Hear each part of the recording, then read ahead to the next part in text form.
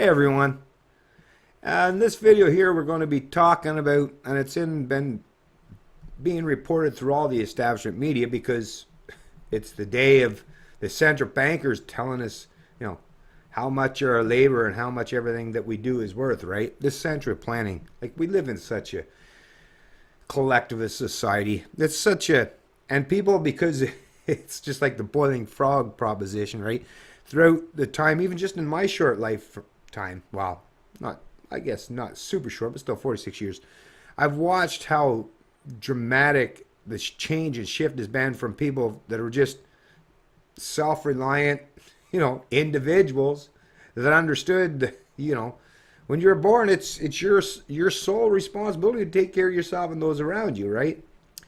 But we've seen this shift, this gradual shift towards forced subjugation and collectivism, under the guise and the pretense of central planning called government, just like in the old world religions where you had a central planning deity, right, that you yielded to their authority. Well, governments take the place of the old world gods. Government is your new god. Statism is religion. Recognize and realize that. And when it comes to market forces and economics, they've been put on the back burner. Matter of fact, they don't have much say at the table, basically no say at the table anymore. The central planners have taken control of the narrative. Although they are starting to lose out in the battle now because the internet age has allowed people to put forth different alternative voices and narratives. Free market economics now can be promoted and put forth as an alternative, right?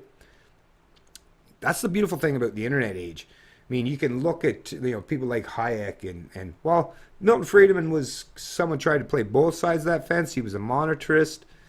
But yeah, there's lots of Austrian economics. I mean, Rothbard, Bird, and like I said, well, I won't drop all the names. You just start from there and you'll see, go back to Adam Smith or Locke. I mean, now we have easy access to this kind of information that just a couple decades ago it was literally impossible for a regular person to have access to this kind of knowledge or information.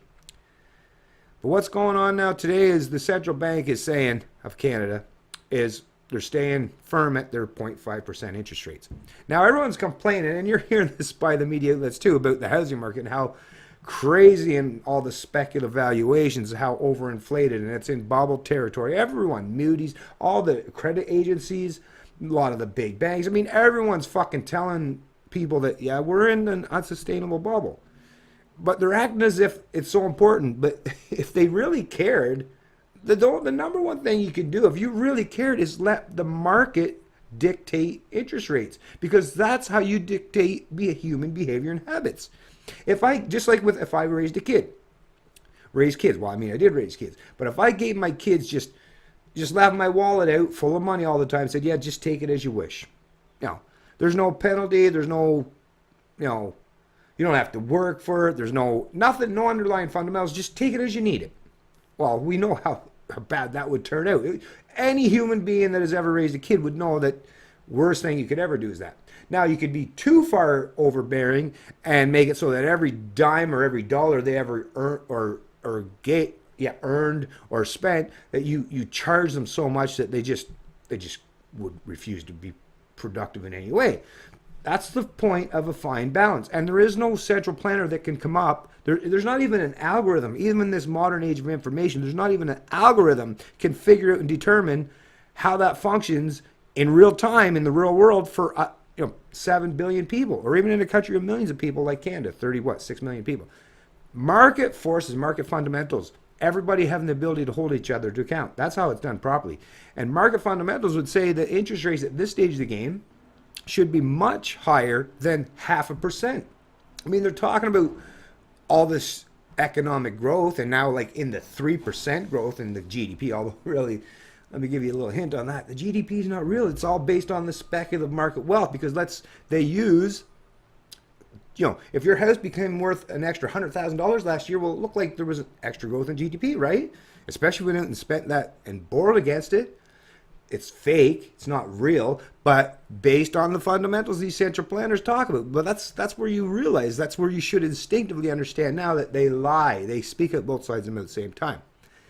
But recognize the fact that all these pension funds, all these entitlement programs. Listen, at some stage of the game, they're going to have to they're going to have to realize, listen, the market's going to have to take the wheel. Well, actually, market doesn't get to control the wheel, but the people are going to have the ability to hold each other to account at some stage of the game. This playing where extend and pretend, where you're just printing money or giving out money basically for freely, right? Or promoting people and putting themselves in massive amounts of debt to stimulate the economy. At some stage of the game, they know that it's not going to work out.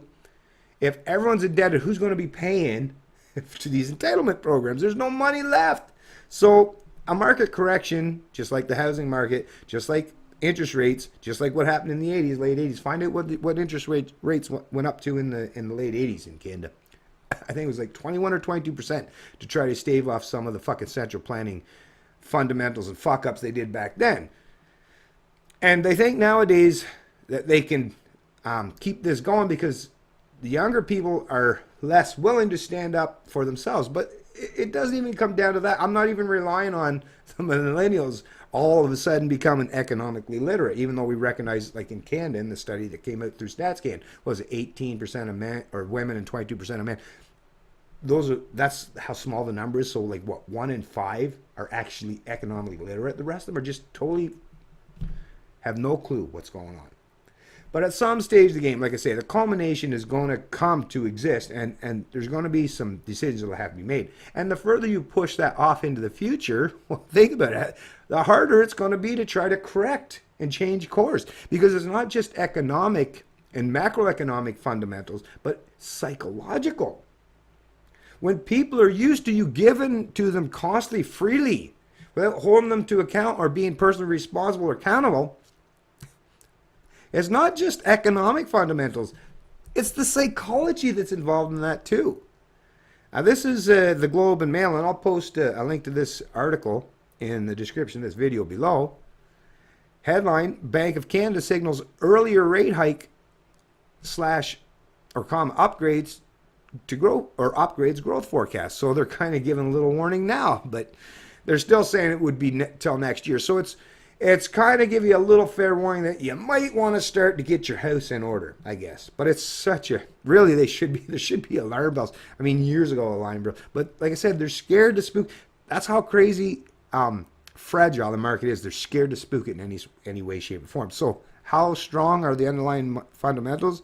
Like as far as the actual GDP growth? Well, like I said, it's mostly based on speculative wealth, not real tangible economic growth where you're seeing that prosperity increasing for successive generations where you know it can be completely sustainable. Nope. The Bank of Canada is signaling that its first interest rate hike since 2010 could be less than a year away as the Canadian economy continues to grow faster than expected. The central bank once again kept its key overnight rate unchanged Wednesday at 0.5%, where it has stood since July 2015. But the bank acknowledged now, I like how they only go back to 2015, but if you go all the way back to 2010, it was like literally next to nothing, 0.75%, 1%.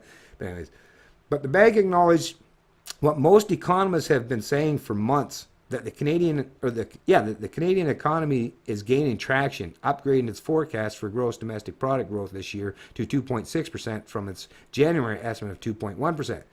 The bank highlighted the red-hot Toronto area housing market, recent job gains, a resumption of oil patch investment, and higher consumption spending from Ottawa's enhanced child tax benefit. But like I said, whether it's oil patch and where they're fucking with the oil prices, and I've used videos before to cover that. And if you're out there buying gas today, look at the price of oil is still only about $56 a barrel. Although it's way higher than what it should be, what actual natural market fundamentals would suggest, especially with the massive glut in stockpiles. But even at $56, look at the price of gas. Look at how much further that's creeped up in comparison to, it's almost now close to the point, within what, 10% or so, to what it used to be when the price of oil was over $100 a barrel. So all this, and with the housing, like I say, if your house went up by $100,000 and you borrowed against that, or it seems like you now are $100,000 richer, are you really? No, not unless you sell your house. And that goes back to another article that I'll probably cover that topic too, where 2/3 of Canadians, the older Canadians, are like, I don't even want to sell my house because that means if I step in to stay anywhere that's I want to live, well, I'll have to pay 2 or 3 times what I'm selling the house for to get into another one. And so like I say, all these things, all the central planning has painted all these fuckers into a corner, and like they're scared at all to even let market forces actually take control, because that would be, once that happens, they know, then it's like, okay, yep, the history books will be written at that stage where it's, yeah, we messed up. It was all based on speculative wealth and mysticism and central planning and printing money and fiat currencies and fractional reserve. Damn it, the people will know way too much if we allow actual reality to play out. Now, I'm not going to finish reading this article, because in reality, what it really comes down to is central banks. There should be no such thing as a central bank, whether it's the Federal Reserve in the U.S. or any other bank. And that's the other thing, too. They're not as independent as you think. You know, if you have an actual independent central bank on this planet, well, you find yourself in the precarious position of being someone in a country like Syria, Iran, Libya, right? There were, and there are still a few countries with independent central banks, but yeah, the globalists won't allow you to remain viable, because that means, like I say, that means that someone else has somewhere else to turn if you take your hands off the wheel. And the central bankers of the world, the central planners like the IMF, all these globalists don't want anyone to have the ability to challenge or be competitive in any way, shape, or form. They want everybody to fall in line to being part of the collective. That's really what it's coming down to. That's how, what's that saying? If your ideas require force, not very good ideas, are you? Are they? Of course they're not. Like I say, if you're smart, if you're Canadian, America, or anyone that's paying attention or listening to this video, do your best between now and nobody has a time frame, an exact time frame to tell you when actual corrections or market forces are going to overwhelm the central planners. But it's going to happen at some stage of the game. Guarantee it, 100%. Just know it'll happen. Nobody can say when, but it will. But if I were you, I would make sure to start putting my own house in order. Do the things that you need to protect yourself, right? Start getting into the long-term thinking. Because then when shit does happen, when shit does finally hit the fan, you'll be in a much better position to protect yourself and those you care about. It's Canadian Libertarian, and I love liberty.